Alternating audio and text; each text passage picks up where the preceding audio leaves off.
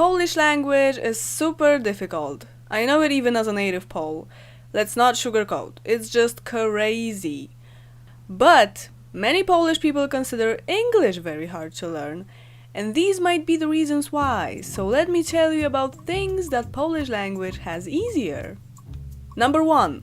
I know it sounds insane, but it's actually pronunciation. Yes.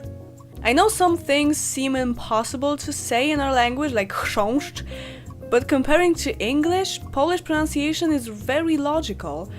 So in English there's recite, but recipe, boot, but book, lead, but bread, and my favorite, read, read. And in Polish, especially vowels are very easy. I think names will make a great example here. After learning how to pronounce A in Polish, you'll be able to say Marta, Agata, Barbara, and many others with no problem.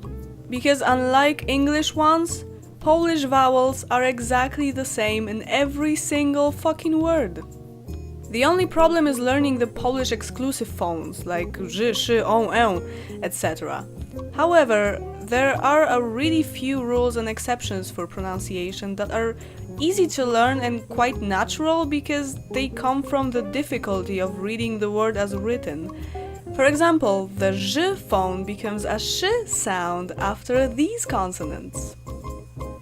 So I'm sorry in Polish is pronounced przepraszam, but written przepraszam, which is really hard to say, that's why we simplify it.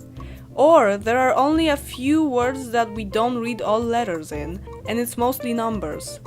No one says 50, we rather say 50 or even 50 sometimes, or 500 becomes 500. And it's not incorrect to say 50, 60 or 500 because actually reading those as written is hypercorrect, so pretty much incorrect. And weird. Number 2. Articles. The easy thing about articles in Polish is that they don't exist. I mean, only when we want to specify that we mean this or that exact thing, we say ten, tamten, ta, tamta, to, tamto. But we don't use articles for basic nouns, we just say the noun and that's it. So you say, I have a computer, and we say, mam komputer. Simple as that. Well, along with 7 cases of every noun, it would be just evil to throw articles there as well, right? With all that being said, articles are really confusing to Polish people while learning other languages, and many languages have them.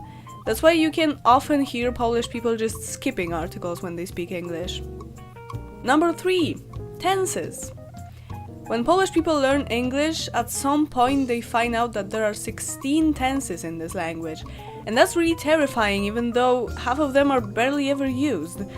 We don't really have the present perfect tense, we either express it with a past or a present simple one, so it's really hard to even comprehend the existence of perfect tenses.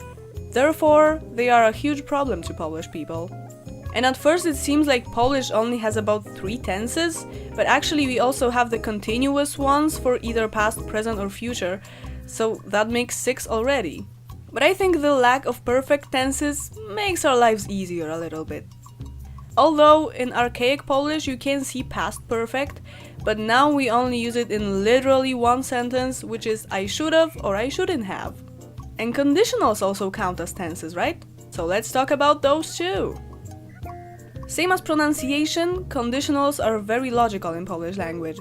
In English you need to learn by heart that there's if I do I will, if I did I would, if I had done I would've.